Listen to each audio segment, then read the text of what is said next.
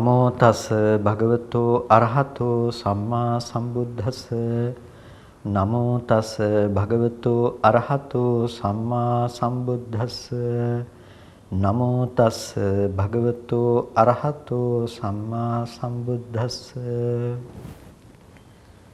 ශ්‍රද්ධා සම්පන්න කාරුණික පින්නතුනි හැම කෙනෙක්ම අද දවසේදීත් මේ උදෑසන ශ්‍රවණීය වැඩසටහන සමගයි සම්බන්ධ වෙලා ඉන්නේ.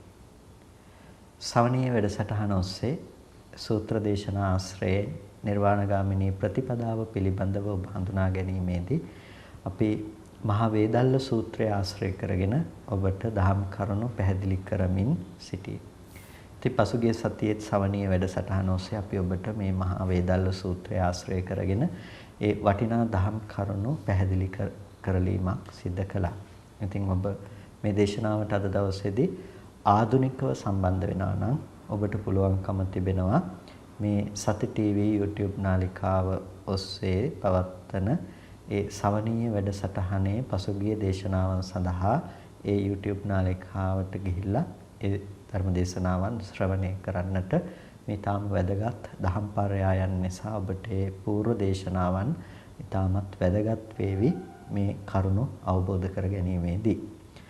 ඉතින් මේකට ප්‍රස්තුත විෂය බවට පත්වනේ කොට්ටිත තෙරුන් වහන්සේ සහ සරියුත් තෙරුන් වහන්සේ අතර පැවැත්වන ඒ ධර්ම සාකච්ඡාවක්. ඒ සාකච්ඡා ස්වරූපයෙන් ඒ ධම් කරුණු පැහැදිලි කරන නිසා තමයි මේ සූත්‍රය මහා වේදල්ල කියලා නම් කරන්නේ.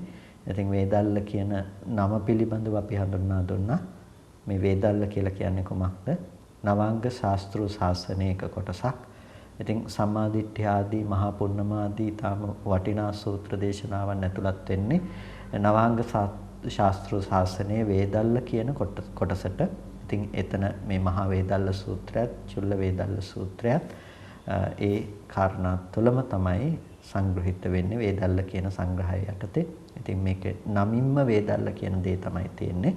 ඉතින් ඒ වේදල්ල කියන මේ සූත්‍රයට පදනම් වන්නේ අපි මුලින් සඳහන් කළා වගේම ඒ මහෝත්තමයන්න් වහන්සේලා දෙනමක් අතර සිදුවන උතුම් ධම් සාකච්ඡාවක්. ඉතින් දෙදෙනා වහන්සේම කරුණු දන්නවා.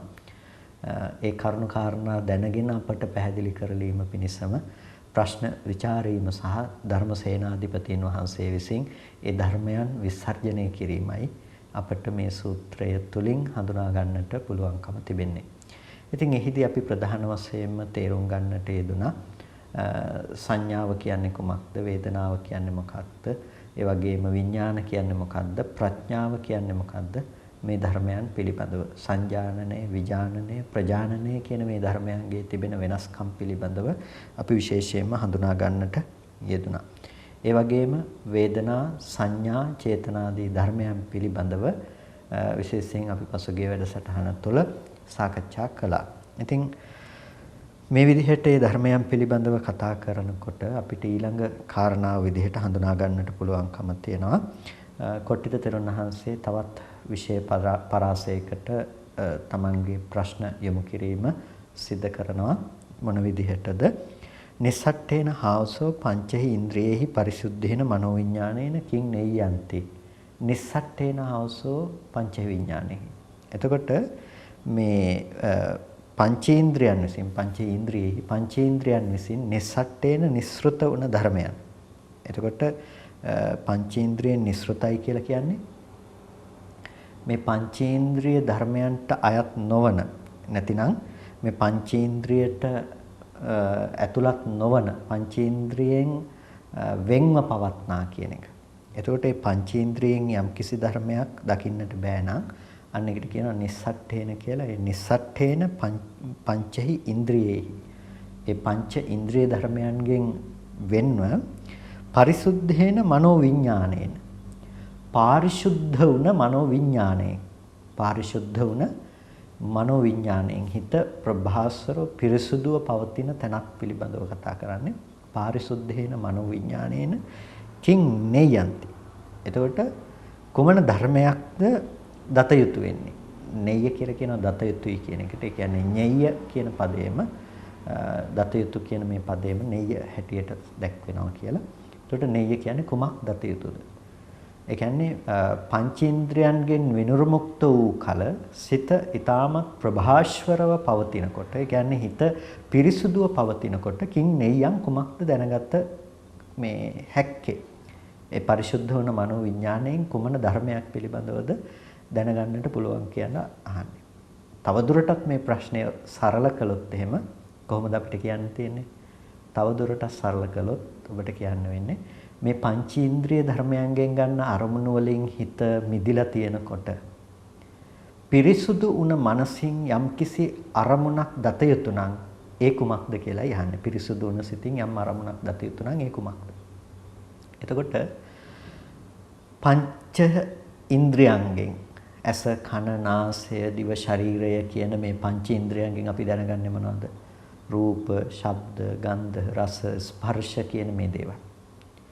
එතකොට මේ පංචේන්ද්‍රිය ධර්ම වලින් අපි රූප, ශබ්ද, ගන්ධ, රස, ස්පර්ශ ඇසුරු කරනකොට මේ කාම භූමියේහි තිබෙන ලක්ෂණය තමයි මේගොල්ලෝ කියන අපි පංචකාම ගුණ කියලත්. ඒ කාමය පවත්වන්නේ මේ ධර්මයන් මත නිසා. එතකොට මේ ධර්මයන් යම්කිසි කෙනෙක් ඇසුරු කරනවා නම් මේ මත තමන්ගේ ජීවිතේ පවත්වනවා නම් එයා කාමයේ ඇසුරු කරන කෙනෙක්. එතකොට ඒ කාමයේ ඇසුරු කරන පුද්ගලයා කාමාවචරයි කියලා අපි කියනවා. ඒ වගේම මේ පංචේන්ද්‍රයන්ගෙන් ගන්න අරමුණක් අපි ඒ කියන්නේ දැන් ඇහෙන් ගන්න අරමුණක් දිහා බලලා ඒ අරමුණෙහි තිබෙන රක්ත වර්ණ ස්වභාවය පිළිබඳව කෙනෙක් චිත්ත සමාධියක් ඇති කරගෙන එයා උපදව ගන්නවා සමාපත්තියක්. එතකොට නැතිනම් ධානයක් උපදවනවා. එතකොට ධානයක් උපදවනකොට ඒක රූප නිමිත්තක් අනුසාරයෙන් අර බාහිර මහ භූත රූපය අසුරු කරගෙන තිබ්බ වර්ණ රූපය අසුරු කරගෙන තමයි උද්ග්‍රහණය කරගත්තේ. කියන්නේ හිතට උපුටලගත්ත රූප නිමිත්ත. එතකොට ඒ රූප නිමිත්ත උපුටාගත් උද්භාග නිමිත්ත අනුව තවදුරටත් පරිකර්ම කරනකොට තවදුරටත් ප්‍රභාස්වර මනසින් උපදවන රූප නිමිත්තක් ඇති වෙන එකට කියනවා අපි පටිභාග නිමිත්ත කියලා.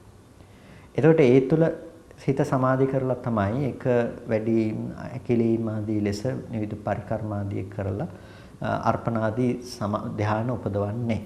එතකොට ඒ විදිහට රූප නිමිත්තක් ඇසුරු කරගෙන මේක කරන්නේ. නිසා ඒකට කියනවා රූපාවචරයි කියලා. එතකොට ඒ විදිහට රූප නිමිති ඇසුරු කරගෙන පවත්වන සමාපත්තීන් අපට දකින්න පුළුවන්. ධ්‍යාන ඉපදවීම දකින්නට පුළුවන්. ඒවලට රූපාවචරයි. එතකොට එතනක් තියෙනවා රූපයක්. පංචේන්ද්‍රයන්ගෙන් ගත්ත අරමුණක් ඇසුරු කරගෙන තමයි ඒ ඉපදවීම සිද්ධ කරන්නේ. එතකොට දැන් මෙතනදී අහන්නේ නිස්සට්ඨේන පංචේන්ද්‍රියෙහි පංචේන්ද්‍රිය ධර්මයන්ගේ නිස්සෘත කල්ලි. පංචේන්ද්‍රයන් අතහැරලා පංචේන්ද්‍රයන්ගෙන් ගන්න අරමුණක් වෙන්න පුළුවන් කමක් නැහැ. හැබැයි තව ලක්ෂණයක් කියනවා පරිසුද්ධේන මනෝවිඥානෙ. එතකොට පාරිශුද්ධ වුණ මනෝවිඥානෙ. පරිසුද්ධේන මනෝවිඥානේන කිං නෙය්‍යං. මොනවාද දත යුත්තේ? පිරිසුදු වුණ මනෝවිඥානය. එතකොට පාරිශුද්ධ මනෝවිඥානයෙන් යම් කිසි දෙයක් දැනගන්නවා කියන දේ सिद्ध කරනවා නම් අපි දන්නවා හිත පාරිශුද්ධ වෙන්නේ කුමන අවස්ථාවකද කියලා. හිත පාරිශුද්ධ වෙන්නේ කෙලෙස් ධර්මයන් ඇසුරු නොවන අනුශේ ධර්මයන් ඇසුරු නොවන අවස්ථාවන් සිතක් විදිහට සිතේ පවතිනවා. භවාංග චිත්ත සම්තතිය විපාක ඒ විඥාන චිත්තයන්ගේ පහළවීමේදී ඒ සිත අපි කියන පිරිසුදුයි. ඒක ඇතුලේ කෙලෙස් නැහැ. ඒක ඇතුලේ කිලුටු නැහැ. එතකොට ඒ හිතට කියනවා අපි ප්‍රභාස්වරයි කියලා. හැබැයි ඒ ප්‍රභාස්වර සිතින් යම්කිසි දෙයක් උපදවනවා වෙනම දෙයක් අපි දැනගන්නවා කියන අමුතුවෙන් වෙනම දෙයක් අපි ග්‍රහණය කරනවා කියන දේ කරන්න පුළුවන් කමක් නැහැ. එන අරමුණ දැනගන්නවා විඳිනවා කියන දේ තමයි එතනදී සිද්ධ වෙන්නේ. හැබැයි මෙතනදී අහන්නේ පරිසුද්ධේන මනෝවිඥානේන කිං නෙය්‍යං. පරිසුද්ධ වූ මනෝවිඥාණයෙන් කුමක් දත යුතුද? එතකොට මේ ප්‍රශ්නය බලන්න සරියුත්තරුන් වහන්සේ හඳුනාගෙන ඒ ප්‍රශ්නය විසර්ජනය කරන ආකාරය නිස්සට්ඨේන හාවසෝ පංචේ ඉන්ද්‍රියෙහි පරිසුද්ධේන මනෝවිඥානේන. එතකොට පංචේන්ද්‍රිය ධර්මයන් හැර මේ මනෝ පරිසුද්ධ වූ මනෝවිඥානයෙන් අනන්තෝ ආකාශෝති ආකාසානංචායතනං නෙය්‍යං. එතකොට මොකද්ද නෙය්‍ය වෙන්නේ? පරිසුද්ධ මනෝවිඥාණයෙන් අනන්තෝ ආකාශෝති ආකාශයේහි තිබෙන අනන්ත ස්වභාවය පිළිබඳව සිහි කරලා අනන්තෝ ආකාශෝති ආකාසානං ඡායතන නෙය්‍යං. ආකාශය අනන්තයි කියලා ගත්ත මේ සංඥාව තමයි නෙය්‍ය. මේ සංඥාව තමයි උපදවන්න. ආකාශය අනන්තයි කියලා ගත්ත සංඥාව උපදවනවා. මොකෙන්ද? පරිසුද්ධේන මනෝ විඥානය.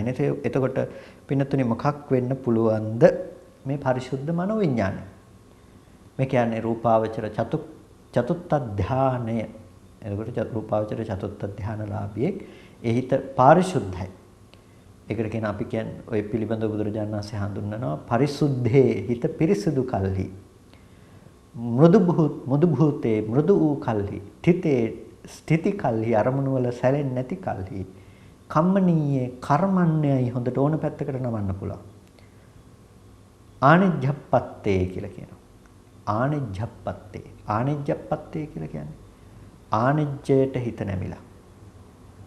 පුඤ්ඤාභි සංඛාර අපුඤ්ඤාභි සංඛාර ආනිජ්ජාභි සංඛාර කියලා කියනවා. මොනවද ආනිජ්ජාභි සංඛාර? අරූපාවචර සමාපatti ධාන පැත්තට හිත නැමිලා. අරූපාවචර භූමිය පැත්තට හිත කර්මන්නේ වෙන්නේ කොතනින්ද? චතුත්ථ ධාන සමාපatti ප්‍රතිලාභය හට. නැතිනම් චතුත්ථ ධාන සමාපatti නැතිනම් ධානය උපදවාගත්ත කෙනාගේ හිත කර්මන්නේයි, හිත ප්‍රභාෂරයි, හිත පිරිසුදුයි, නීවරණයන්ගෙන් හිත පිරිසුදු වෙලා තියෙනවා. එතකොට යම්කිසි කෙනෙකුගේ හිත යම්කිසි විදිහකින් පාරිශුද්ධත්වයටපත් වෙලා යන නීවරණ ධර්මයන්ගෙන්. එතකොට කෙනෙකුට හිතෙන්නට පුළුවන් මේ හිත පාරිශුද්ධයි කියලා කියන්නේ මොකකින්ද කියලා. පින්නතුනේ හිත පාරිශුද්ධයි කියලා කියන්නේ හිත පිරිසුදුයි කියලා කියන්නේ වෙන මොකකින්වත් නෙමෙයි නීවරණ ධර්මයන්ගෙන්. කාමච්ඡන්ද, ව්‍යාපාද, තීන මිද්ද, උද්ධච්ච කුක්කුච්ච විචිකිච්ඡා ආදී මේ නීවරණ ධර්මයන්ගෙන් හිත පිරිසුදුයි අවස්ථාවේ. එතකොට එහෙනම් හිත පිරිසුදුයි නම් එතන උද්ධච්ච කුක්කුච්ච නැද්ද, විචිකිච්ඡාව නැද්ද, තුරුණුවන් කෙරෙහි සැකය කෙනෙකුට නැද්ද කියලා ප්‍රශ්න කරන්නට පුළුවන්කම තියෙනවා. ඇත්තටම මේ කතා කරන්නේ ධ්‍යාන සමාපත්තිය නැතිනම් ධ්‍යානයේ ප්‍රතිලාභ කරපු අවස්ථාවේ ඒ කුසල් සිතේ ඒ අකුසල ධර්මයන්ගේ යෙදීමක් සිද්ධ වෙන්නේ නැහැ. ඒ කුසල් සිතේ අකුසලයන්ගේ යෙදීමක් නැහැ. නීවරණ ධර්මයන්ගෙන් හිත පාරිශුද්ධයි. ඒකට අපි කියනවා විස්කම්බන වශයෙන් කෙලෙස් ප්‍රහාණය කළා කියලා. විස්කම්බන වශයෙන් ඒ කෙලෙස් ප්‍රහාණය කළා තියෙනවා ඒ හිතෙන්. ඒ නිසා ඒක පාරිශුද්ධයි හිත ආනිජ්ජප්පත්තයි. එතකොට ආනිජ්ජයට પ્રાપ્ત මේ සිතෙන් තමයි යමක් දැනගත යුතු නම් ඒ දැනගත යුත්තේ මොකද්ද? ආනිජ්ජයට අදාළ දෙයක්. ඒ කියන්නේ අරූපාවචර භූමියට අදාළ දෙයක්. එතකොට අරූපාවචර දෙයට අදාළ දෙයක් තමයි මේ සරියුත්තරන් වහන්සේ පැහැදිලි කරන්නේ. මොකද්ද? මනෝවිඥාණයෙන් අනන්තෝ ආකාශෝති ආකාසානංචායතන ඤෙය්‍ය. ආකාසානංචායතනය තමයි ඤෙය්‍ය. අනන්තෝ ආකාශෝති ආකාශය අනන්තයි කියලා ගත්ත ආකාසානංචායතනේ උපදවන්න පුළුවන්කම තියෙනවා. එතකොට අනන්තෝ ආකාශෝති ආකාශය අනන්තයි කියලා. අර රූපාවචර චතුත්ථ ධානයේ උපදවගත්තේ යම් කිසි රූප නිමිත්තක් ඇසුරු කිරීම තුලින්. එතකොට හිත විතක්ක ਵਿਚාරාදී ධර්මයන් සියල්ලක්ම සංසිඳවලා හිත උපේක්ෂා ඒකාග්‍රතාවයට පත් කරගෙන අර ස්වභාවයෙන්ම අරමුණෙහි හිත උපේක්ෂාගතව මහත්ගත තත්වයට පත් කරගත්ත කෙනෙක්. දැන් එයා ඊට වඩා හිත තවත් සියුම් කිරීම තුළ තමයි මේ ආනෙජ්ජයට හිත නමන්නේ. ඒ කියන්නේ අනන්තෝ ආකාශෝති කියලා ආකාශය අනන්තයි කියලා හිතන්නේ. ඒක කියන්නේ පින්නතුනේ මේ අපිට පේන මේ අවකාශය කියලා අපි හිතාගෙන ඉන්න දෙයක් අමුතුවෙන් ඇසුරු කරගෙන මේ අහස දිහා බලලා මේ අහසේ කෙලවරක් නැහැ කියලා හිතන එක එහෙම නෙමෙයි. අනන්තෝ ආකාශෝති කියලා කියන්නේ මේ ආකාශයේ මේ අහස දිහා අපි බලලා මේ අහසේ කෙලවරක් නැහැ කියලා හිතනවා වගේ ඒ බඳු අදහසක් නෙමෙයි ආකාශය අනන්තයි කියලා කියන්නේ. වෙනතේ අවකාශ ධාතුව අනන්තයි. ආකාශ ධාතුව අන්තරහිතයි. කෙලවරවල් ඇත්තේ නැහැ. රූපී ධර්මයන්ට කෙලවරක් තියෙනවා. පරික්ෂිප්ත භාවයක් තිබෙනවා. හැබැයි ආකාශ ධාතුවට පරික්ෂිප්ත බවක් නැහැ. ආකාශ ධාතුවට හැඩයක් නැහැ. ආකාශ ධාතුවට ස්වභාවයක් නැහැ. ආකාශ ධාතුවට ගතියක් නැහැ. හිස් ස්වභාවයක්.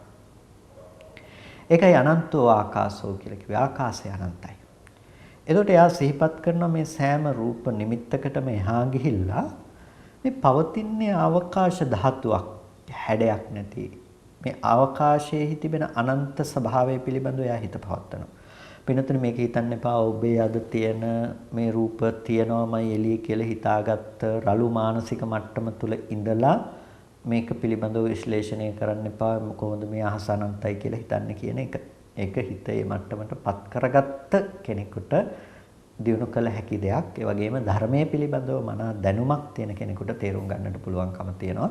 කුමන අවස්ථාවක් පිළිබඳවද මේ කතා කරන්න කියන එක.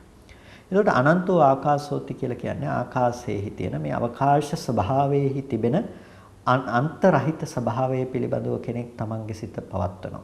ඒක කරන්න පුළුවන්කම තියෙන අර මට්ටමට චිත්ත ඒකාග්‍රතාවයක් උපදවගත්ත කෙනෙකුට එතනින් එහාටපත් වීම පිණිස ඔහු යමක් ඉපදවිය යුතු නම් ඔහු උපදවන්නේ කොහොමද? අවකාශය අනන්තයි කියන ස්වභාවය.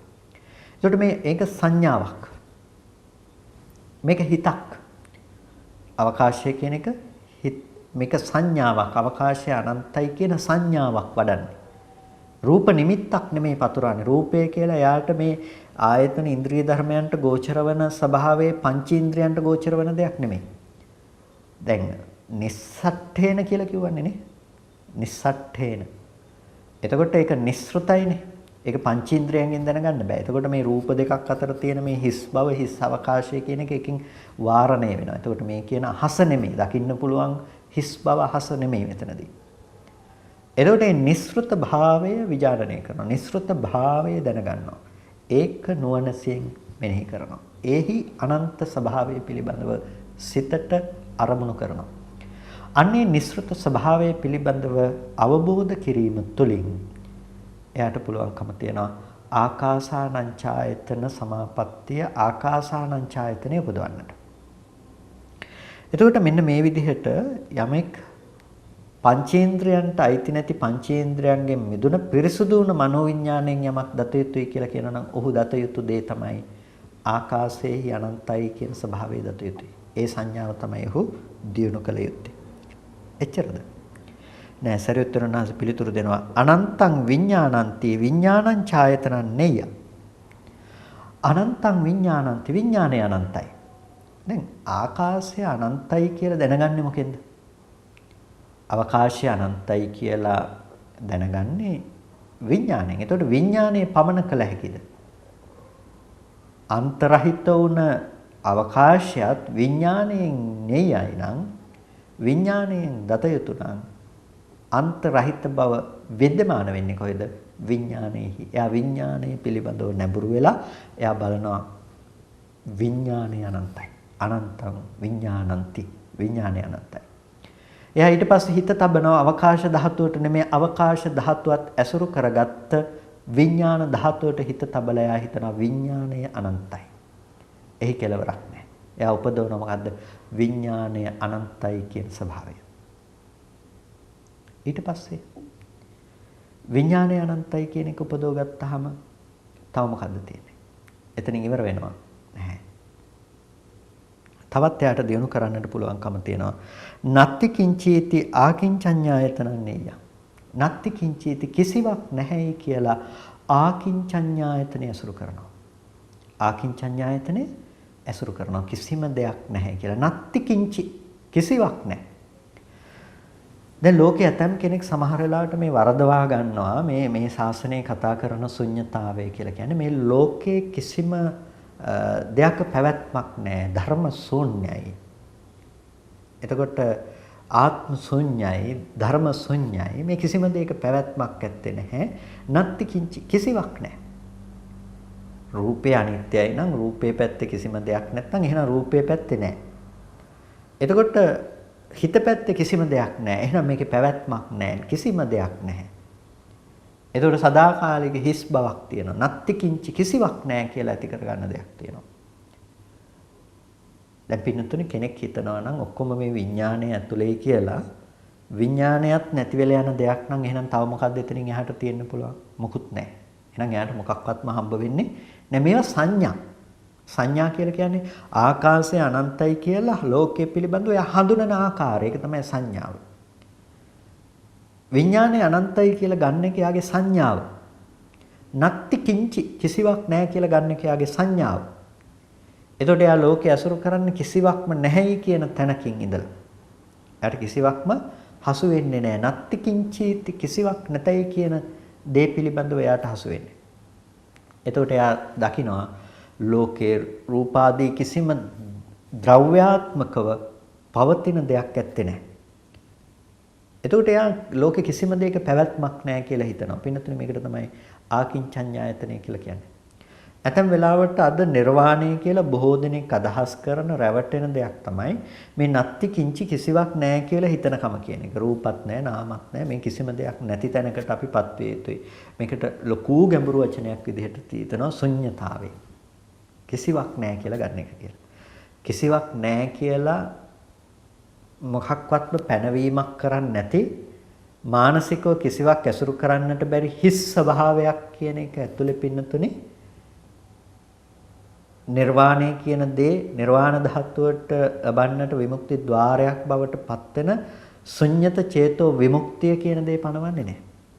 ඒ පනවන්නේ නැත්තේ එයාට ශුන්්‍යතාවය අසුරු කරන හිස් කියලා හිතන කෙනා ඉන්නවා.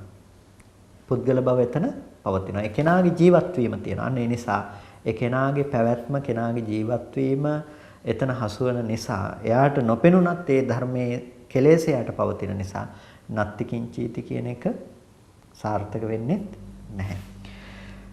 ඒක පැහැදිලි කරන්නට උත්සාහවත් උනේ මොකද ගොඩක් දෙනෙක් වරදවා ගන්න තැනක් තමයි මේ කිසිම දෙයක් නැහැනි කියලා හිතන එක තමයි ධර්මය කියලා.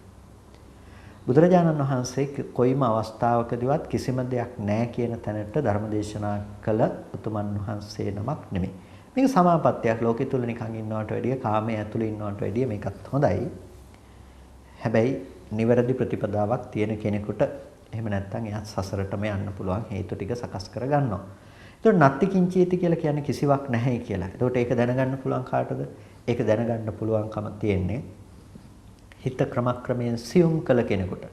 අනන්තෝ ආකාශෝති කියලා අනන්තයි ආකාශය කියලා දැකලා අවකාශය අසුරු කරන්නේ විඥාණයෙන් එහෙනම් අනන්ත වේ යුත්තේ විඥාණයයි කියලා දැකලා විඥානයේද ශුන්්‍යතාවයේ පිළිබඳව තේරුම් ගැනීමෙන් නත්ති කිංචීති කියලා කිසිවක් නැහැයි කියලා දැනගෙන යම් කිසි කෙනෙක් හිත වඩනවා නම් මෙබඳු සංඥාවන් ඇසුරු කරනවා නම් ඒ සංඥා ඇසුරු කරන්නේ මොන වගේද? අර රූපාදී ධර්මයන්ගෙන් විනිර්මුක්ත මනසක්. රූපාදී ධර්මයන්ගෙන් මිදුණු මනසකින් තමයි මේ සංඥා ඇසුරු කරන්නේ. ඒ නිසා ආනිජ්ජයි කියලා කියන හිත එතනදී එල්ලෙන්න තැනක් එල්බී සිටින්න තැනක් දීලා නැහැ. එතන තියෙන්නේ නාම ධර්මතා ටිකක පැවැත්මක්. අරූපාවචරයි කියලා කියන්නේ ඒ නිසා රූපී පැවැත්මක් නෙමෙයි එතන තියෙන්නේ. එතකොට මෙන්න මේ ධර්මයන් පිළිබඳව හිත පවතින්නේ පංචේන්ද්‍රයන් නැති කල්හි පරිසුද්ධ මනෝවිඤ්ඤාණයෙන් තමයි මේ ධර්මයන් දකින්න පුළුවන්කම තියෙන්නේ. හැබැයි මෙතනදී අර දැන් අරූපාවචර ධානය පිළිබඳව කතා කරනකොට අපි හම්බ වෙනවා දැන් නේව සංඥා නා සංඥායතනේ. දැන් මෙතනදී නේව සංඥා නා සංඥායතනේ පිළිබඳව සඳහනක් නැහැ. නේව සංඥා නා සංඥායතනේ පිළිබඳව දැක්මක් කියවීමක් මෙතනදී සරියුත්තර දක්වන්නේ නැහැ. ඒකට හේතුව තමයි වෙන්වෙන් වශයෙන් කලාපාදී සම්මර්ෂණයක් තුළින් තමයි නේව සංඥා නා සංඥාව උපදවාගත යුත්තේ.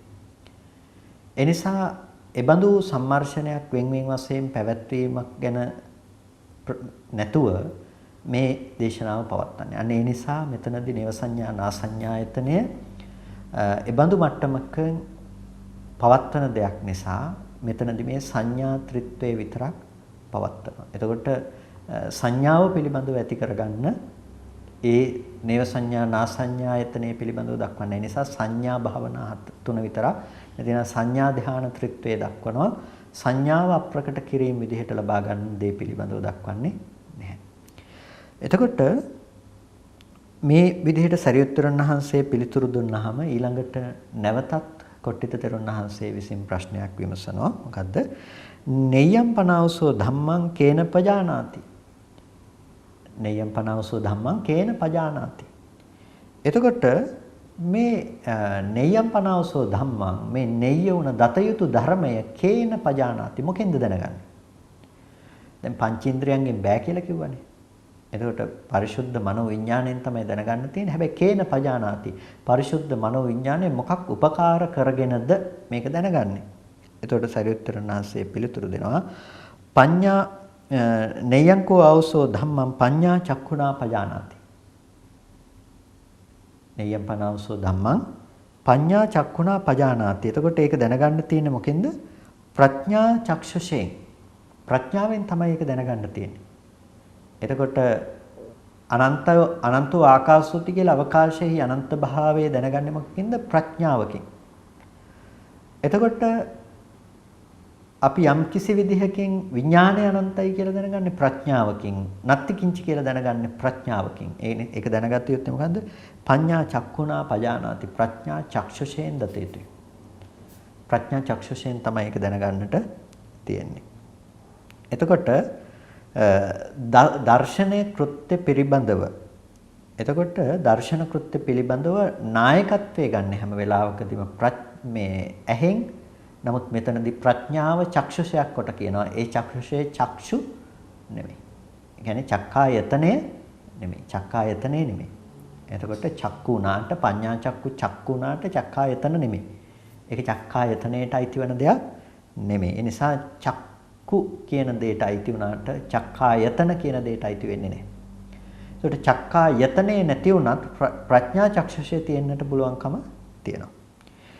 එතකොට මේ චක්කු භූතාය පඤ්ඤාය පජානාති මේක දැනගන්නේ මොකද්ද? චක්කු භූතාය පඤ්ඤාය චක්ෂුර් භූත වුණ ප්‍රඥාවෙන්. චක්ෂුර් භූත ඇසක් බඳ වූ ප්‍රඥාවෙන් තමයි මේක දැනගන්නේ. තත්ථ ද්වේ පඤ්ඤා. එතන ප්‍රඥාවේ කොටස් දෙකක් තිබෙනවා. එතන ප්‍රඥාවේ කොටස් දෙකක් තිබෙනවා. මොනවාද? සමාධි පඤ්ඤා විපස්සනා පඤ්ඤාච.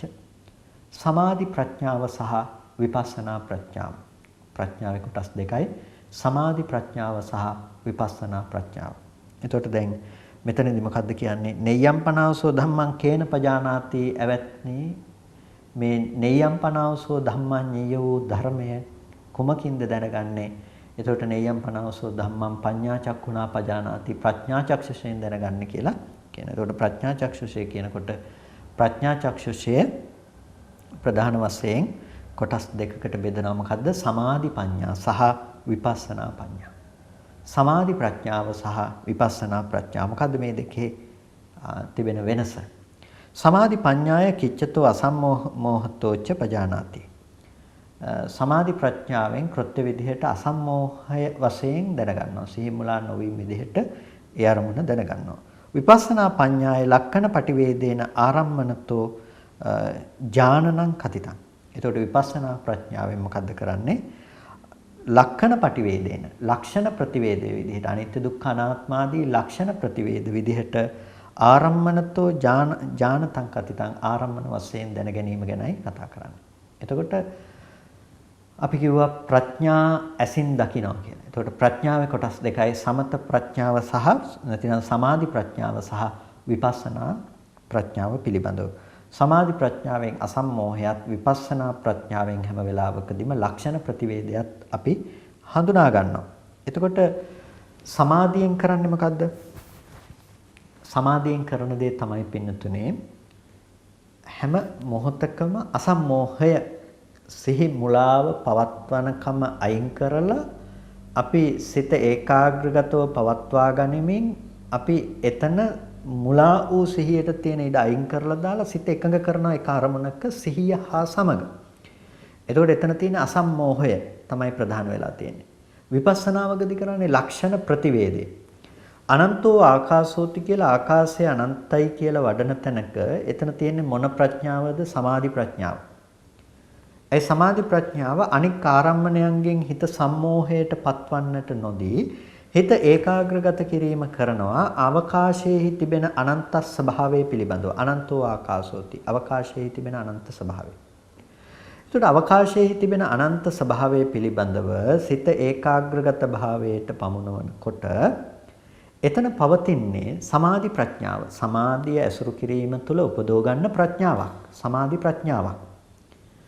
එතකොට මේ සමාධි ප්‍රඥාව තුල හැම වෙලාවකදීම සිද්ධ කරන දේ තමයි අනික් අරමුණු යටපත් කොට තැබීම. දැන් රූපාවචර ධානයක් උපදවනකොට එතන තියෙන සමාධි ප්‍රඥාව. නීවරණ ධර්මයන්ගෙන් එයට වෙන හානිය දකිනවා. හානිය දැකලා කාමසහගත ආදී සංඥාවන්ගෙන් පත්වන හානියෙන් මිදීම පිණිස වෑයම් කරලා එයා නිමිත්තක හිත සමාධි කරලා ප්‍රථම ධානය උපදවනවා. එතකොට දැන් එයා ප්‍රථම ධානයේ ඉපදෙව්වේ අර ධර්මයන්ගෙන් හිත සම්මෝහයටපත් වෙන්න මුලාවටපත් වෙන්න නොදී මේ සංඥාවේ හිත තබලා. ඒක තමයි සමාධියේ තිබෙන ස්වභාවය. සමාධි ප්‍රඥාවේ ස්වභාවය තමයි එක තැනකට හිත තබලා තව තැනකින් හිත නිදහස් කරගන්නවා. සංඥාවට හිත තියලා රූපයන්ගෙන් හිත නිදහස් කරනවා. එක තැනකට හිත තබලා තව තැනකින් හිත නිදහස් කර ගැනීම. විපස්සනා ප්‍රඥාවේදී කරන්නේ මොකද? ඊට වෙනස් දෙයක්. විපස්සනා ප්‍රඥාවේදී කරන්නේ ලක්ෂණ ප්‍රතිවේදයක්. ලක්ෂණ ප්‍රතිවේදය. මොකද්ද ලක්ෂණ ප්‍රතිවේදය? විපස්සනා ප්‍රඥාවෙන් කරන්නේ අර ධර්මයන්ගේ අනිත්‍ය පෙන්වා දෙනවා, දුක්ඛ පෙන්වා දෙනවා, අනාත්ම පෙන්වා දෙනවා. අනිත්‍ය, දුක්ඛ, අනාත්ම ලක්ෂණය ප්‍රතිවේද කරනවා. එතකොට යාට මේ ධර්මයන්ගේ හට ගැනීම සහ වැයවීම කියන දේ තමයි ගෝචර වෙන්නේ. ඒක ධ්‍යාන නූපදවපු කෙනෙකුටත් වඩන්න පුළුවන්. ඒ වගේම ප්‍රථම ධ්‍යානෙ උපදවපු කෙනෙකුටත් වඩන්න පුළුවන්. ဒုတိ ය ධ්‍යානයට උපදවපු කෙනෙකුටත් වඩන්න පුළුවන්. තෘතිය ධ්‍යානය උපදවපු, චතුර්ථ ධ්‍යානය උපදවපු කෙනෙකුටත් වඩන්න පුළුවන්. ඒ හැම දිනාටම ස්කන්ධ ධර්මතා ටිකේ හට ගැනීම වැයවීම කියන තැනින් විදර්ශනා කරන්න පුළුවන්කම තියෙනවා. අරූපාවචර ධ්‍යානයක් උපදවගත්ත කෙනෙකුට එතන පවතින වේදනා සංඥා සංඛාර විඥාන කියන ස්කන්ධ ටික පිළිබඳව විපස්සනා වශයෙන් දකින්න පුළුවන්කම තියෙනවා. ලක්ෂණ ප්‍රතිවේදේ කරන්න තියෙනවා.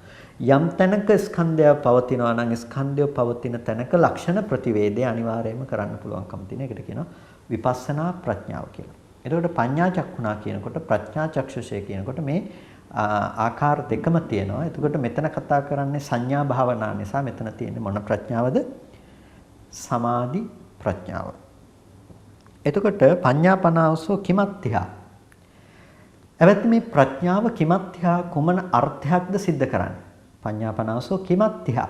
කොට්ටිත තෙරුන් වහන්සේ ඊළඟ ප්‍රශ්නය අහන්නේ. පඤ්ඤාපනාවසෝ කිමත්තිහා කුමන අර්ථයක්ද මේ ප්‍රඥාවෙන් සිද්ධ කරලා දෙන්නේ? ප්‍රඥාව කුමන අර්ථයක්ද? කුමන අර්ථයක් ඇත්තක්ද? එතකොට ඒකට සරියුත් තෙරුන් වහන්සේ පිළිතුරු දෙනවා. පඤ්ඤාකෝ ආවසෝ අභිඤ්ඤත්තා පරිඤ්ඤත්තා පහනත්තාති. පඤ්ඤාකෝ ආවසෝ අභිඤ්ඤත්තා පරිඤ්ඤත්තා පහනත්තාති. එතකොට ඇවැත්නි මේ ප්‍රඥාව තියෙන්නේ අභිඥාර්ථයේ පිනිස, පරිඥාර්ථයේ පිනිස, ප්‍රහාණාර්ථයේ පිනිස. අභිඥාර්ථය කියලා කියන්නේ නුවණින් අභිඥා කළ යුතු, නුවණින් සාක්ෂාත් කොට නුවණින් දත යුතු දේ අභිඥේය කිරීම සඳහාත් නුවණින් කරුණු විමසමින් පිරිසිදු දැක්ක යුතු දෙයක් තියෙනවා නම් ඒ දේ පිරිසිදු දැකීම සඳහාත් යමක් ප්‍රහාණය කළ යුතු නම් ඒ ධර්මය ප්‍රහාණය කිරීම සඳහාත්. මෙන්න මේ සඳහා තමයි ප්‍රඥාව තියෙන්නේ. එතකොට මේ ප්‍රඥාව කියන දේ අභිඤ්ඤේය ධර්මය දැනගන්න තියෙනවා. පරිඤ්ඤේය ධර්මයේ පිළිබඳව දැනගන්නට තියෙනවා. එතකොට ප්‍රහාණය දැනගන්නට පුළුවන්කම තියෙනවා. එතකොට අභිඥාව, පරිඥාව, ප්‍රහාණය. මොනවද අභිඥාව කියලා කියන්නේ? අභිඥාව කියලා කියන්නේ අඥ කියන්නේ දැනගන්නවා කියන එකනේ. එතකොට අභිඥා කියලා කියන්නේ අඥාව. ඒ කියන්නේ දැන ගැනීම, නුවණ පැවැත්වීම කියන දේ අභිඥා. එතකොට අභි උපසර්ග පූර්ව කරගත්ත පදයක්. එතකොට මෙතනදී මේකෙන් ගම්ම්‍ය වෙන අර්ථය තමයි අපි නුවණින්, ඒ කියන්නේ නුවණින් දැනගන්නවා, ප්‍රඥාවෙන් දකිනවා.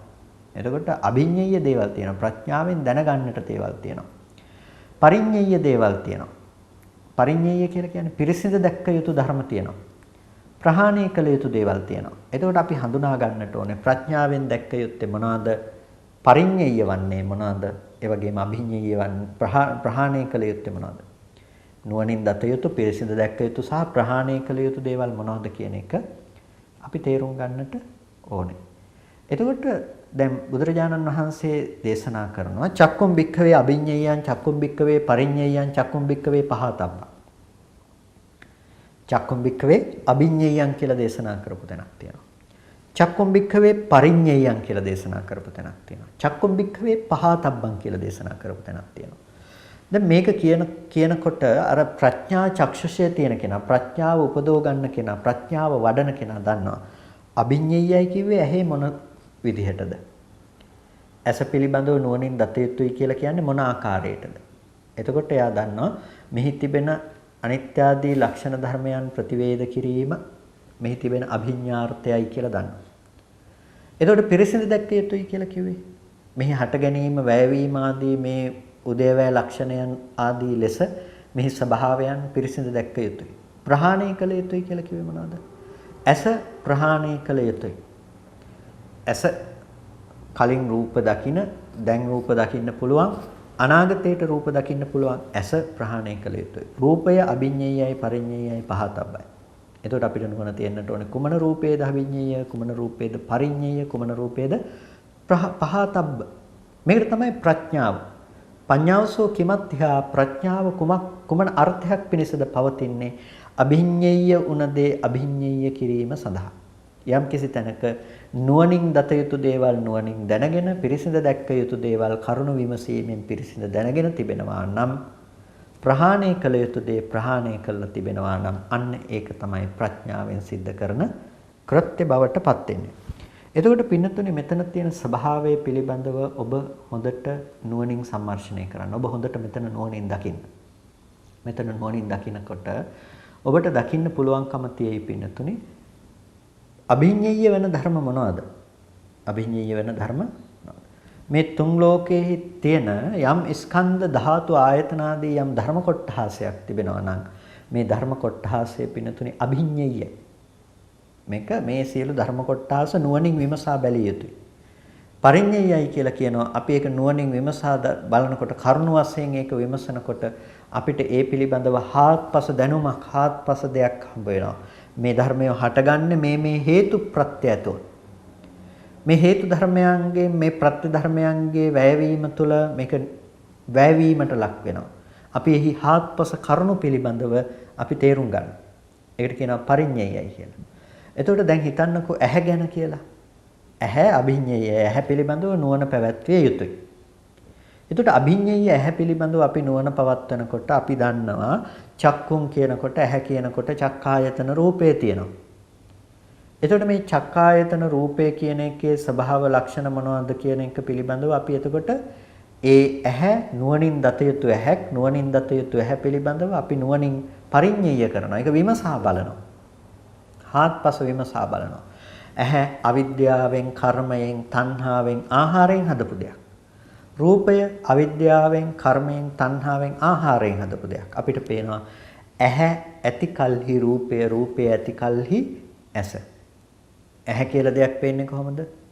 ඇහැ කියලා දෙයක් තියෙනවා කියන එක අපිට දැනගන්න පුළුවන්කම තියෙන පින්නතුනේ මේ කියන කාරණාව ඔබ ග්‍රහණය කරගත යුතු කෝණය පිළිබඳව පැහැදිලි කරන්නම්. මේ කියන්නේ මෙතන පුද්ගලයෙක්ගේ කයක් තියෙනවා, ඒ කයේ ඇහැක් තියෙනවා, ඒ ඇහි චක්කු ප්‍රසාදයට අදාළ රූප කලාප හටගෙන නැති වෙනවා කියන තැනක් පැහැදිලි කරන්න නෙමෙයි මේ කාරණාව ඔබට පැහැදිලි කරන්නේ. මේ පැහැදිලි කරන්නේ ඇහැ උපදිනවා කියන තැන. ස්වභාවය තමයි මේ ප්‍රසාදය ඇති බවට ඇහැ තියනවා කියන එක ඔබට දැනෙන්නේ ඇහැට රූපයක් පේනකොට. ඒ කියන්නේ ඔබට ලෝකයේ උපදින තැන ගැන කතාවක් මේ කරන්නේ. එතකොට එතන රූපයක් පේනකොට තමයි ඔබට ඇහැ තියනවා කියලා කියන්නේ. රූපේ නැත්තම් ඔබට ඇහැ තියනවා කියලා දැනගන්න පුළුවන්ද? බෑ. රූපේ නැත්තම් ඔබට ඇහැ තියනවා කියලා දැනගන්න පුළුවන් කමක් නැත්තේ. රූපේ නැහැ කියන්නේ ඔබට ඇහැ නැහැ කියන එක. ඇහැ තියනවා නම් රූපේ තියනවා. එතකොට පින්නතුනේ ඇස ඇති කල්හි රූපේ තියෙනවා, රූපේ ඇති කල්හි ඇහැ තියෙනවා. එහෙනම් ඇහැ හැදෙන්න හේතු ආදී සම්මර්ෂණය කරලා බලනකොට ඔබ දකිනවා වර්තමානයේ කනබුන ආහාර ප්‍රත්‍ය නිසා ඇහැ උපදිනවා. ඒකට උපස්තම්භක වෙන දේ තමයි පසුබිම සකස් කරලා දෙනවා. අවිද්‍යාව, කර්ම, තණ්හා, ආහාර කියන මේ හේතු ටික. අවිද්‍යාව කර්මයෙන්, අවිද්‍යාවෙන්, තණ්හාවෙන්, කර්මයෙන් මේ ඇහැ උපදවන්නේ නැත්තම්, විඥාණය මේ නාම රූපය අසුරු කරගෙන පවතින්නේ නැත්තම්, ඊබඳු ඇහැක පැවැත්මක් නැහැ. එහෙනම් ඊබඳු ඇහැක පැවැත්මක් තියෙන්නේ ඒ අවිද්‍යාව, කර්ම, තණ්හා, ආහාර කියන දේවල් ටික නිසා. එතකොට ඔන්න හේතු ටික පිළිබඳව අපි හොඳට නුවණින් සම්මර්ෂණය කරලා බලන්න. එතකොට ඒ ටික නිසා තමයි ඇහැ හැටගත්තේ. මේ ටිකම තමයි රූපේටත් හේතු වෙන්නේ. එතකොට අපිට පේනවා මේ ධර්මයන්ගේ ස්වභාව ලක්ෂණ පිළිබඳව අපිට හොඳට පේනවා. හේතු නිසා හටගෙන හේතු නැති වෙනකොට නැති වෙනවා. අහුත්වා සම්භූතං හුත්වාන භවිස්සති. නැත්නම් අහුත්වා සම්භෝති හුත්වාන පටිවේති කියලා. එතකොට පෙර නොතිබී හට ගන්නවා, ඉතුරු නැතුව නැති වෙනවා කියන එක පිළිබඳව අපිට එතන නුවණක් ඇති වෙනවා. එතකොට පෙර නැතුව ඉතුරු නැතුව අපිට මේ ධර්මයේ නැති වෙනවා කියන එක අපිට දකින්න පුළුවන්කම තියෙනවා නම් පින්නතුනි අන්න ඒ ඥාන දර්ශනය නිසා, අන්න ඒ නුවණ නිසා, ඒ ප්‍රඥාව නිසා අභිඤ්ඤය කළ යුතු දේ අභිඤ්ඤය කළා තියෙනවා, පරිඤ්ඤය කළ යුතු දේ පරිඤ්ඤය කළා තියෙනවා. මොකද්ද ප්‍රහාණය කළ යුතු වෙලා තියෙන්නේ? ඔබ හිතාගෙන හිටියා නම් අතීතේ ඉඳලා ඇස් තිබ්බ මට රූප පෙනුණා. නැතිනම් රූප තිබ්බනම් එතන ඔබ කියනවා මට අතීතේ ඉඳලා ඇහැට පෙනිලා තියෙනවා. ඇහැ තියෙනවා. ඇස් ඇති තමාව හම්බ වෙනවා නම් දැන් ඒ තමාව හම්බ වෙන්නේ. ඔබ ඇහෙන් මිදිලා. රූපයෙන් මිදිලා. එතකොට ඒ මොකද්ද? ඒ රූපේහි ඇහි තියෙන ප්‍රහාණාර්ථය. ඒ බඳු ඇහැක් ඔබට හම්බ වෙන්නේ නැහැ. ඇහෙන් මිදුණු කෙනෙක් බවට පත් වෙලා. එතකොට මෙන්න මේ විදිහට ඇහෙන් මිදුණු රූපයෙන් මිදුණු කෙනෙක් බවට පත් වෙලා කනෙන් මිදෙන ශබ්දයෙන් මිදෙන කෙනෙක් බවට ඔබට පත් වෙන්න පුළුවන්කම තියෙනවා. ඒක තමයි අභිඤ්ඤේයාර්ථය, පරිඤ්ඤේයාර්ථය සහ මේ ප්‍රහාණාර්ථය කියලා කියන්නේ. එතකොට අපි මේ නුවණින් ප්‍රතිවේද කළ යුතු ධර්මය නුවණින් ප්‍රතිවේද කරන්නට යනකොට අපි පිරිසිඳ දැක්ක යුතු තැන් ටික මොනවද? මේ ස්කන්ධ ටික පිළිබඳව අපි අභිඤ්ඤේය කළ යුතුයි. රූපේ පිළිබඳ බුදුරජාණන් වහන්සේ අභිඤ්ඤේය කළ යුතු ධර්මයන් හැටියට පෙන්නනවා. මේ ස්කන්ධ ටික ස්කන්ධ ධර්මයේ අභිඤ්ඤේයයි. ස්කන්ධ ටික පිරිසිඳ දැක්ක යුතුයි පරිඤ්ඤේයයි. එතකොට මේ උපාදානස්කන්ධාදී මේ ධර්මයන්ගේ උපාදානාදී ධර්මය ප්‍රහාතව්‍යයි. ප්‍රහාණය කළ යුතුයි. එතකොට එයා නුවණ වඩනවා කියලා කියන්නේ ප්‍රඥාව දියුණු කරනවා කියලා කියන්නේ අන්න ඒ බඳු ලක්ෂණ අවබෝධ කරගන්න එකට. ඒ නිසා තමයි පඤ්ඤාවසෝ කිමත්ත්‍ය ඇවත්නි ප්‍රඥාව කියන්නේ කුමක්ද කියලා අහනකොට ප්‍රඥාව කියන එක කුමන අර්ථයක් පිණිසද පවතින්නේ කියලා අහනකොට පඤ්ඤාකෝ ආවසෝ අභිඤ්ඤත්තා පරිඤ්ඤත්තා පහනත්තාති ප්‍රඥාව තියෙන්නේ අභිඤ්ඤේය අභිඤ්ඤත්තා අභිඥාර්ථය සඳහා. එතකොට අභිඤ්ඤත්තා කියලා කියනවා පරිඤ්ඤයේ ධම්මේ පරිජානාති इति පරිඤ්ඤත්තාප. පිරිසිදු දැක්ක යුතු දේ පිරිසිදු දකින්න නිසා තමයි පරිඤ්ඤත්තා කියලා කියන්නේ. අභිඤ්ඤේය ධම්මේ අභිජානාති इति අභිඤ්ඤත්තා. නුවණින් දත යුතු ධර්මයන් නුවණින් දැනගන්න නිසා තමයි අභිඤ්ඤත්තා කියලා කියන්නේ. ඒ වගේම පහතබ්බේ ධම්මේ පජහති इति පහනත්තා. ඊට පස්සේ ප්‍රහාතව්‍ය දේවල් ප්‍රහාණය කළ යුතුයි කියලා දැනගන්නකොට ඒක ප්‍රහාතබ්බයි කියලා ගන්නවා. දැන් මේ කාරණා විග්‍රහ කිරීමේදී සාපනේසා ලෝකියාපි අභිඤ්ඤත්තාච පරිඤ්ඤත්තාච වික්ඛම්බනතෝ පහනත්තා. එතකොට සාපනේසා ලෝකියාපි ඒක ලෞකික වශයෙන් ගත්තාම නුවණින් දත යුතු සහ පරිඤ්ඤාර්ථය කරන දේවල් තියෙනවා. ලෝකෙන් අපි නුවණින් සලකා බලලා පිරිසිඳ දකින්න දේවල් තිබෙනවා. වික්ඛම්බනතෝ පහනත්තා. විස්කම්බන වශයෙන් ප්‍රහාණය කරනවා. ලෞකික වශයෙන් අපි කරන්නේ මොනවද? ලෞකික වශයෙන් අපි නුවණින් සලකනවා. මොනවද ලෞකික වශයෙන් නුවණින් සලකන්නේ? අපි කාමයේහි ආදීනව පිළිබඳව සලකනවා. කාමයේහි ආදීනව දුරු කරන්නට ඕනේ කියලා අපි සලකා බලලා අපි ඒ කාමයේ ඇති කරගන්න තැන තිබෙන සංඥා මනසිකාරයන් ඉක්මවා තැබීම පිණිස අපි ඒ නුවණක් පවත්වනවා. නුවණක් භාවිත කරන එකට කියන අපි පරිඤ්ඤත්තා පරිඥාර්ථයක් සිද්ධ කරනවා. එක්ක ඒ රූපේ තියෙන ධාතු හෝ එහෙම නැතිනම් වර්ණයක් හෝ අපි අරමුණු කරමින් ගති ස්වභාවයක් හෝ අරමුණු කරමින් චිත්ත ඒකාග්‍රතාවයේ පමුණවාගෙන අපි එතන හිත සමාධි කරනවා. සමාධිමත් හිත නිසා මොකද වෙන්නේ? අර අපි මුලින් දැක්වුවා වගේ සිතට ඇතිවෙන කෙලෙස් ධර්ම, සිතට ඇතිවෙන ආශ්‍රව ධර්ම විස්කම්බන වශයෙන් ප්‍රහාණයට ලක් කරනවා. ඒ දේවල් විස්කම්බන වශයෙන් අපිට පුළුවන්කම තියෙනවා ප්‍රහාණයට ලක් කරන්නට. එතකොට ලෝකුත්තරාපි අභිඤ්ඤත්තාච පරිඤ්ඤත්තාච සමුච්ඡේදතෝ පහනත්තා. ලෝකෝත්තර වශයෙන් දේවල් කරනකොට මොකද වෙන්නේ? ලෝකෝත්තර වශයෙන් දේවල් කරනකොට එතන නුවණින් සලකා බලනවා, නුවණින් ඒ දේවල් පිරිසිඳ දකිනවා. එතකොට මොකද වෙන්නේ? ලෝකෝත්තර වශයෙන් සමුච්ඡේද වශයෙන් පහනත්තා ප්‍රහාණයට ලක් කිරීම සිද්ධ කරනවා. සමුච්ඡේදතෝ පහනත්තා. තත්ත ලෝකියා කිච්ඡතෝ අසම්මෝහතෝ ච පජානාති ලෝකුත්තරා සම්මෝහතෝ.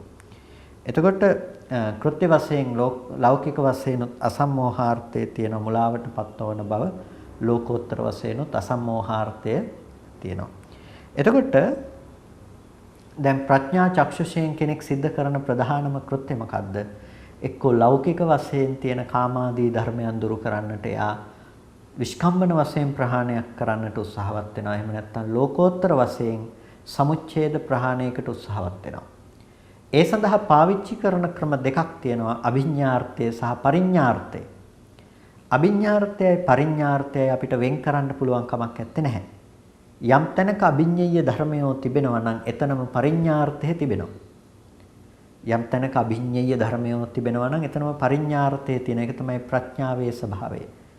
ඒ ධර්මය නුවණින් දත යුතුයි කියලා දන්නවා. නුවණින් ඊට පස්සේ ඒ ධර්මයන් පිළිබඳව විශ්ලේෂණය කරනවා. හාත්පස කරුණු විමසා බලනවා. හොයා බලනකොට එයාට දකින්න පුළුවන් නිස්සත්ත්‍ය නිජීව ශුන්්‍යත ධර්ම කොටහසක් විදිහට. එතකොට මෙච්චර කාලයක් එක සත්පුද්ගල සංඥාවන්ගෙන් ඇසුරු කරපු බවක් තිබ්බනම් සත්පුද්ගල භවෙන් ඇසුරු කරපු ඒ සංඥා මනසිකාරයන්ට මොකද වෙන්නේ? අන්න ඒකට දුරු කිරීමකට ලක් වෙනවා, ප්‍රහාණයකට ලක් වෙනවා. ප්‍රහාණයකට ලක් කිරීම කොටස් දෙකයි. ඒ තමයි අපි తాවකාලික වශයෙන් ඒක දුරු කරනවා, ස්ථිර වශයෙන් දුරු කරනවා. తాවකාලික වශයෙන් දුරු කරන්නේ ඒකේ ආදීනව දැකලා ඒ දේ යටපත් කරලා වෙන සංඥාවක් වඩලා වසා දමනවා. අපි දැන් සඳහන් කළා ආකාශය අනන්තයි කියලා වඩනවා කියන එක. එතකොට අර රූප සංඥාවන්ට මොකද වෙන්නේ? තද කරලා නැති කරලා දානවා. ඒවා පේන්නෙම නැහැ. සම්පූර්ණම වසා දැමීමකට භාජනය කරලා. ඒ දේවල් වහලා තියෙන. ඒ දේවල් ආයේ ස්මතුව පේන්නේ නැහැ. ඒ දේවල් වසා දැමීමකට භාජනය කරලා තියෙනවා. ඊට පස්සේ විඥානය අනන්තයි කියන එකෙන් ආකාශය අනන්තයි කියපු අදහස සම්පූර්ණම වහලා දාලා. ඒකයි ස්මතුව පේන තත්වයක ඇත්තේ නැහැ. නත්ති කිංචි කිසිවක් නැහැයි කියලා පේනකොට ඒක සම්පූර්ණම වහලා දාලා ඒක පේන්නේ නැහැ. එතකොට මෙන්න මේ විදිහට පින්නතුනේ අපිට පුළුවන්කම තියෙනවා ඒ සංඥා මානසිකාර නැතිනම් ඒ ධර්මයන් පිළිබඳව අපි නොපෙනෙන තත්වයකට ඒ ධර්මය අපිට අනුත්පාද ස්වභාවයකට පත් කරන්න උපනිශ්‍රේ වෙන තැනකට පහසුවක් සලසන විදිහට ඒ ධර්මයන් තුනී කරලා නොපෙනෙන තත්වයට පත් කරන්න. ඒකට කියනවා අපි විස්කම්බන වශයෙන් මේ දේවල් දුරු කළා කියලා.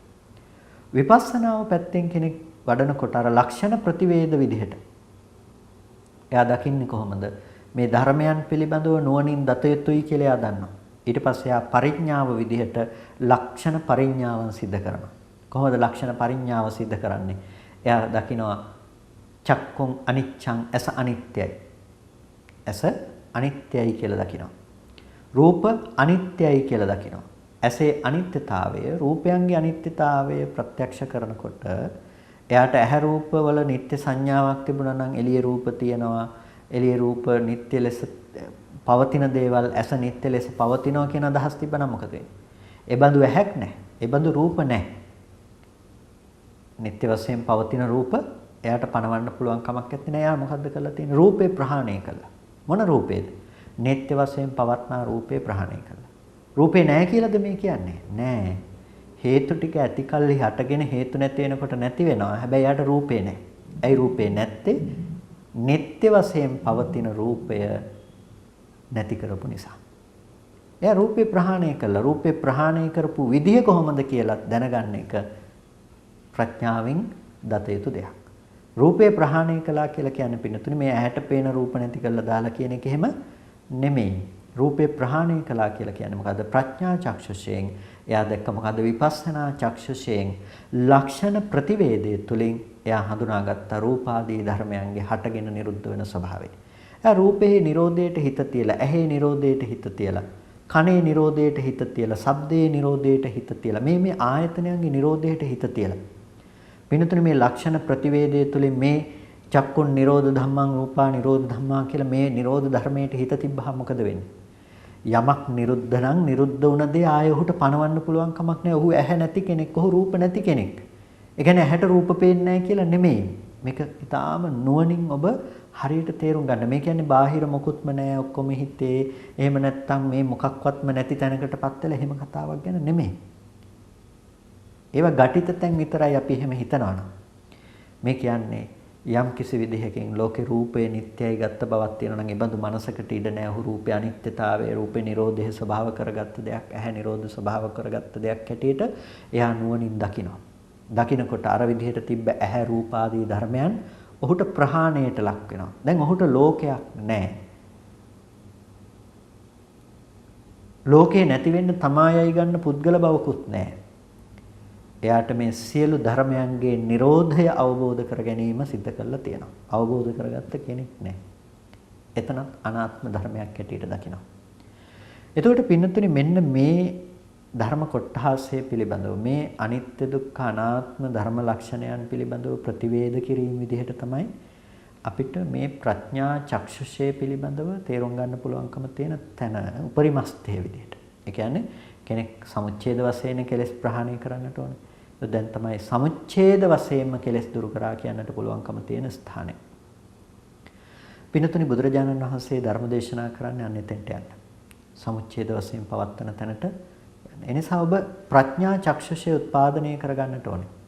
ප්‍රඥා චක්ෂුෂය ඔබ උත්පාදනය කරගන්නකොට ඔබට දකින්න පුළුවන්කම තියෙනවා සමත වශයෙන් පවත්වන ප්‍රඥාවත් විපස්සනා වශයෙන් පවත්වන ප්‍රඥාවත්. එතකොට සමත වශයෙන් පවත්වන කොටත් ඔබට අභිඤ්ඤේය පරිඤ්ඤේය ප්‍රහාණ ධර්මයන් ඒ විදිහටම හම් වෙනවා. විපස්සනා වශයෙන් ඔබ ප්‍රඥාව පවත්වන කොටත් ඔබට අභිඤ්ඤේය පරිඤ්ඤේය ප්‍රහාතව්‍ය ධර්මයන් ඔබට හම්බ වෙනවා. එතකොට මේ කතා කරන්නේ ඔබ ප්‍රඥාව අවදි කරගන්න ගත යුතුයි. ප්‍රඥාව අවදි කරගන්නකොට ප්‍රඥාවේ කොටස් දෙකයි. ඒ තමයි සමාධි ප්‍රඥා සහ විපස්සනා ප්‍රඥා. සමාධි ප්‍රඥාවෙන් සිද්ධ කරන දේ තමයි ඔබ නුවණින් දෙයක් දකිනවා. නුවණින් ඒ පිළිබඳව මානසිකාරය පවත්නවා. ඒ තුල කෙලෙස් ධර්මයන් తాවකාලිකව සංසිඳීමකට ලක් කරනවා. විපස්සනා ප්‍රඥාවෙන් කරන්නේ මොකද්ද? ඒ සෑම තැනකම තිබෙන ලක්ෂණ ප්‍රතිවේද කළ යුතු ධර්මයන් පිළිබඳව නුවණින් දකිනවා. හාත්පස කරුණු විමසා බලමින් අවබෝධ කරගන්නවා. ඒ ධර්මයන්ගේ සත්පුද්ගල ආත්ම සංඥාවන් සහ තෘෂ්ණා ඡන්දයන් කෙලෙස් ධර්මයන් ප්‍රහාණ වශයෙන් දුරු කිරීමකට ලක් කරනවා. ඒක තමයි ප්‍රඥාවේ ස්වභාවය. ප්‍රඥාවේ අර්ථය ඒකයි. ප්‍රඥාව වඩනවා කියලා කියන තැනක තියෙන්නේ මොකද්ද කියලා අහුවොත් ඔබ පිළිතුරු දිය යුත්තේ කෙසේද? පින්නතුනේ ඔබ පිළිතුරු දිය යුත්තේ අභිඤ්ඤේය කළ යුතු දේ අභිඤ්ඤේය කරනවා, පරිඤ්ඤේය කළ යුතු දේ පරිඤ්ඤේය කරනවා, ප්‍රහාණය කළ යුතු දේ ප්‍රහාණය කරනවා. ඒක තමයි ප්‍රඥාවේ තියෙන ස්වභාවය. එතකොට ඔබ පිළිතුරු ලබා දිය යුත්තේ විදිහට. එතකොට ඔබට පුළුවන් ඒ ප්‍රඥා චක්ෂුෂය ඇති පුද්ගලයෙක් බවට පත් වෙන්න. ඉතින් මේ ලබාගත් මනුස්ස ජීවිතය තුළ ඔබ ඒ ප්‍රඥා චක්ෂුෂය අවදි කරගත්ත ප්‍රඥාව පිණිස උත්සුක වන පුද්ගලයෙක් බවට පත් වෙන්න. ඒ සඳහා මේ සමත විපස්සනා වශයෙන් ඔබ දියුණු කරගන්න ප්‍රඥාවේ අවශ්‍ය භාවයයි තියෙන්නේ. ඉතින් අදාද ඔබට පුළුවන් සමාධි ප්‍රඥා සහ විපස්සනා ප්‍රඥා සඳහා මේ ප්‍රතිපදාව වඩන්නට ප්‍රතිපදාව ආරම්භ කරන්නට. ඒ සඳහා අප්‍රමාදීව උත්සාහවත් වන්නට කියලා ඔබට බොහොම කල්යාණ මිත්‍ර භාවයෙන් හැම දිනාටම සිහිපත් කරනවා. ඉතින් කල්පනා කරගන්න අද දවසේදී ධර්ම ශ්‍රවණය කරලා තාම වටිනා කුසල ධර්ම රාශියක් සිද්ධ කරගත්ත මේ සීල කුසලයන් අපි අනුමෝදන් කළ යුතු අයට අනුමෝදන් කරනවා. පළමුවෙන් අපට අර්ථයෙන් ධර්මයෙන් අනුශාසනා කරන අපේ ධර්මාචාර්ය අවසරයි මාංකඩවල සුදස්සන ස්වාමීන් වහන්සේටත් අවසරයි මාංකඩවල නන්දරත්න ස්වාමීන් වහන්සේට ස්වාමීන් වහන්සේලා දෙනමටම උතුම් නිවනින් සැනසීම පිණිස මේ කුසලය හේතු උපනිශ්‍රේම වේවා කියලා ප්‍රාර්ථනා කරනවා. ඒ වගේම සියලු දෙවියන්ටත් මේ පින් අනුමෝදන් කරනවා. දෙවියෝ මේ පින් සතුටින් සාදුනාදයෙන් අනුමෝදන් වනු ලබත්වා. ඒ සියලු දේවගණ සමූහයාට සම්‍යක් දෘෂ්ටික ඒ සියලු දේවගණ සමූහයාට මේ පින් අපි අනුමෝදන් කරනවා. ඒ සියලු දෙවියන්ටත් උතුම් නිවනින් සැනසෙන්නටම මේ පින් හේතුපනිශ්‍රේම වේවා කියලා සාදු කියලා හැමදිනම පින් අනුමෝදන් කරන්න. ඒ වගේම අද දවසේදී ධර්මදේශනාවේ දායකත්වයෙන් කටයුතු කරනවා ඉන්දු බණ්ඩාර මහත්මිය ඇතුළු ඒ පවුලේ සීලම කල්යාණ මිත්‍ර පිරිස අරමුණ හැටියට සිහිපත් කරනවා ලයනල් බණ්ඩාර මහත්මයාගේ ජන්මදිනයේ හේතුවෙන් එතුමාණන්ට සෙත් ප්‍රාර්ථනා කරන්නට බලාපොරොත්තු වෙනවා. කල්පනා කරගන්න මේ සියලු සිද්ධ කරගත්ත සියලු කුසල ධර්මයන්ගේ බලයෙන් අපි ඒ පින්වත් මහත්මයාට ආශිර්වාද කරනවා. ඉතින් ඒ පවුලේ සෑම සියලු දෙනා නමින් මේ පරිලෝක ගිහිල්ලා යම් ඥාතිවරයෙක් පින් බලාපොරොත්තු වෙනවා නම් සෑම සියලු ඥාති වර්ගයාටම මේ පින තමන් කළ පිනක් මේ සතුටින් සාදුනාදයෙන් අනුමෝදන් වන්නට ලැබේවා. ඒ හැම දිනාටම උතුම් නිවනින් සැනසෙන්නට මේ කුසලය හේතුපනිශ්‍රේම වේවා කියලා සාදු කියලා ඥාතීන්ට පින් දෙන්න. ඒ වගේම අද ධර්ම දේශනාවේ දායකත්වයෙන් කටයුතු කරන ඉන්දු බණ්ඩාර මහත්මියටත් ලයනල් බණ්ඩාර මහත්මයාටත් අපි සෙත් ප්‍රාර්ථනා කරනවා. ඒ ජන්මදිනය සිහිපත් කරන ලයනල් බණ්ඩාර මහත්මයාට නිදුක් නිරෝගී සුවපත් භව චිරජීවනයේ සැලසේවා ධර්ම අවබෝධය කරන්නට ශක්තිය ධෛර්යය සැලසේවා කියලා ආශිර්වාද කරනවා. ඒ වගේම ලයනල් බණ්ඩාර මහත්මයා ඉන්දු බණ්ඩාර මහත්මිය ඒ වගේම දුව පුන්සිසි පුතා උදාර ලේලිය රාජිතා සහ මොණබුරු මිනිබිරියන්ටත් හැම දිනාටම සෙත් ප්‍රාර්ථනා කරනවා. ඒ දායකත්වයේ ගෙන කටයුතු කළ පින්නතුන් ඇතුළු ධර්ම ශ්‍රවණය කළ ඔබ සෑම සිළු දෙනාටත් මේ උතුම් කුසලය නිදුක් නිරෝගී සුවපත් බව චිරජීවනයේ සඳහාම කායික මානසික සැනසෙල්ල ඇති කරගෙන අමා මහ නිවනින් සැනසීම පිණිසම හේතු උපනිශ්‍රේම වේවා කියලා සාදු කියලා පින් අනුමෝදන් වන්න. හැම දිනාටම තෙරුවන් සරණයි.